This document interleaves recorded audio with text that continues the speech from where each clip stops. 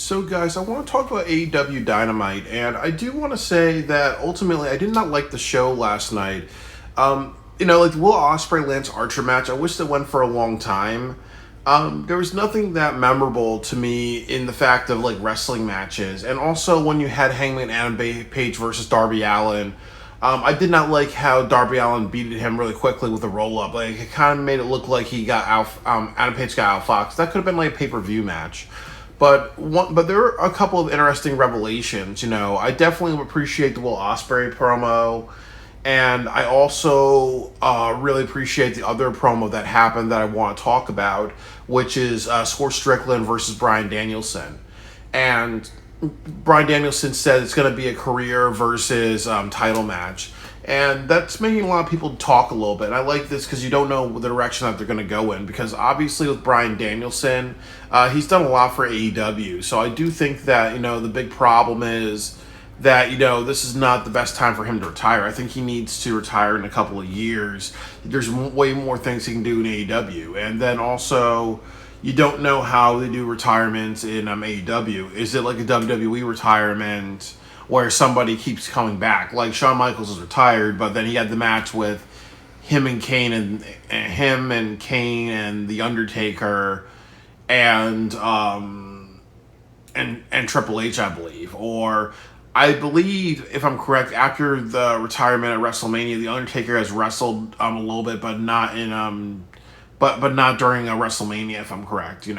But the point of it is that it could be a completely hypocritical thing. But I do think that ultimately what I would do is I would just keep Daniel Bryan the same way, where he could just be retired, but he just has matches, maybe 3 or 4 times a year, really. Because I do think he has a lot to offer, but I really would hope that, as I've said before, he really should be managing ROH and make that a big name deal, really. And that's where he should go, really. But I also will say, and I think that this is the meat of this video, is that I'm ready for Bryan Danielson to become the AEW champion.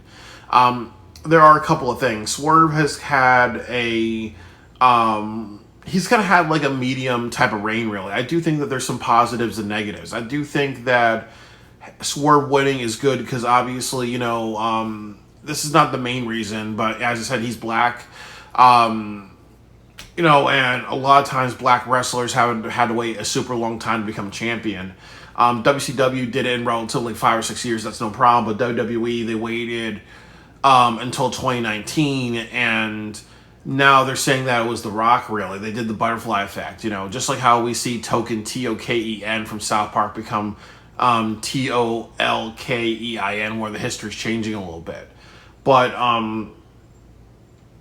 yeah, but then also too, if you consider The Rock and you said that it happened with The Rock, really, it took them, from the '60s all the way, the mid '60s all the way to the mid '90s to have a black champion, 30 years. But if you look at the actual history, it was Kofi Kingston, so it took them almost 60 years to have 55 years almost to have a black champion, which is very big. So obviously with Swerve being the first black champion, it says that they're definitely progressive. And they've also had Jade Cargill, Scorpio Sky, the Acclaimed, another black champion. So it's definitely not like a whites-only company. And they've also been good about having Hispanics and Asians. So they've done a lot more progress in 5 years, and they instead of WWE, which have taken way longer than that. The other thing too is that it's an example of trusting trusting a new person. This isn't like TNA wrestling where it's Scott Steiner or Kurt Angle or Sting or somebody that's been established for years and years in another company, really. So it's good to give it to somebody new. And then Swerve has had some great matches, and I think also I appreciate Will Ospreay and AEW not just trying to give it to Will Ospreay a little too soon, because I feel like it makes him feel like a paper champion almost. I think that Swerve has had some really big spots, but I do think that I say to myself, I think that he needs to lose the title to just, have a little bit more conflict, have a little bit more pizzazz, really.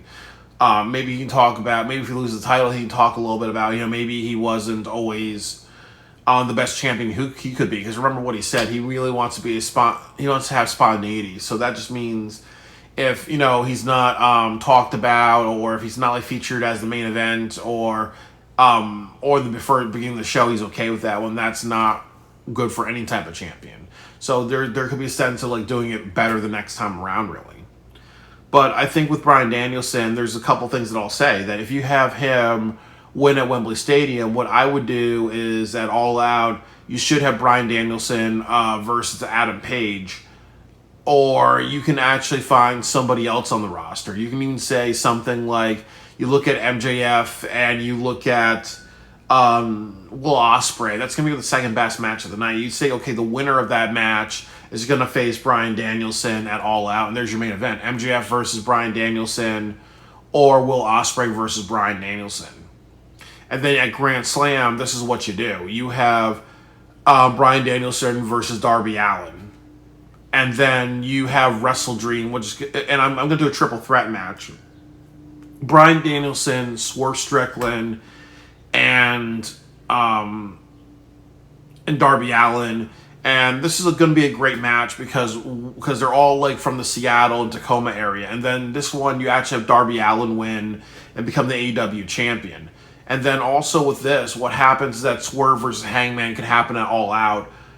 Because you don't have a lot of matches going into it that are compelling, really. So I think that this would set up your next couple of shows, really. You have a draw for All Out, which would be MJF versus Bryan Danielson, or Ospreay versus Danielson one more time. And the next thing that you have is Grand Slam, which is Darby Allin versus Bryan Danielson. That would be a really good match. And then you have a triple threat with the three Washington homeboys in Tacoma, Washington, and that's when you take the title off of Bryan Danielson. So you can have like Full Gear and Wrestle and World's End, and you can kind of see if Darby Allin is that champion. And then also too, when you think of Full Gear, you think of Thanksgiving Day. People are thinking about that turkey. You think about Wrestle Dream, and you think about World's End, and that's when people are doing their after Christmas shopping. So, those are a couple months to kind of say, okay, well, is Darby Allin somebody that we can have as a champion? What would a reign like that be? And if he's not the person, you can always give it back to Swerve. You can always give it back to, Adam Page, or you can, find somebody else on that roster, really. Or you can give it back to Swerve. There's a lot of different directions that you can do. But I think that this is the best one because most people wouldn't expect this. I do think that when you look at this year, it would be good if all three of them are champion, especially Darby Allin with what you've done with Sting, because ultimately you have to make that pay off.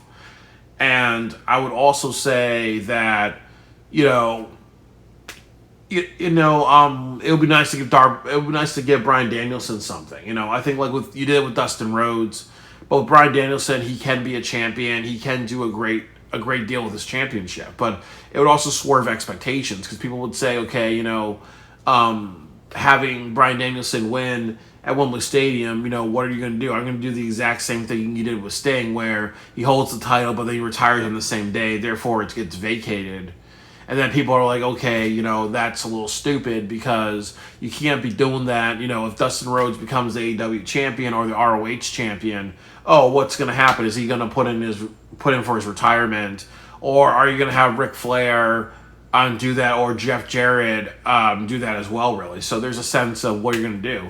I also think that one thing I really want to see is Claudio versus Bryan Danielson. I think Claudio is frustrated with Bryan Danielson. That could lead to a good feud. And if you want to make Bryan Danielson a champion a little up to Full Gear or World's End, you could do that. You can have Claudio be the bad guy, tear apart the Blackpool Combat Club. You can have Wheeler Yuta versus Bryan Danielson as a type of match to kind of build the next generation. And then you can do Jon Moxley versus Bryan Danielson, and then you can give the title back to Jon Moxley and have somebody else feud with Jon Moxley, really.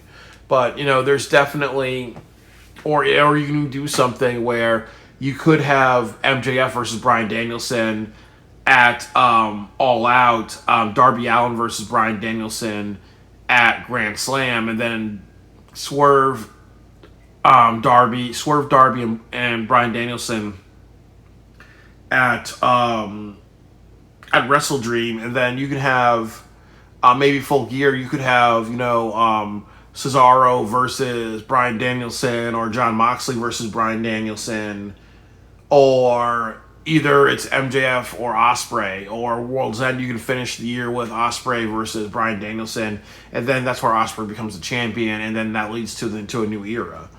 And then you take it from there. Really, I think that I would hope that if you did that, you'd make Ospreay heel and have him and the Don Callis family take over AEW. Really, but there's a lot of things that you can do with this. I really just think that. I think it's definitely time. I think that it's good to give Bryan Danielson a bit of a reign.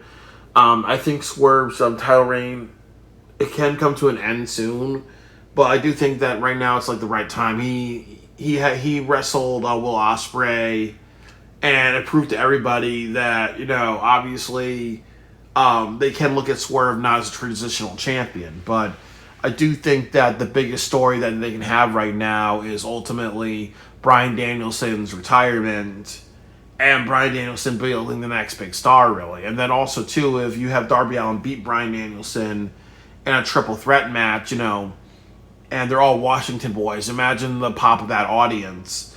And also really imagine, just how that would be a good thing. Now, in 5 years, you've had 2 of the 4 pillars actually be the AEW champion. You can kind of take that from there, really, and go running with the races. And the good thing about Darby Allin being a champion is that there's so many people that he could face, and have great matches with, So I do think that, for to set up everything, really, I think that Bryan Danielson should beat Strickland at Wembley Stadium. I think it's the right time to take the title off of Swerve.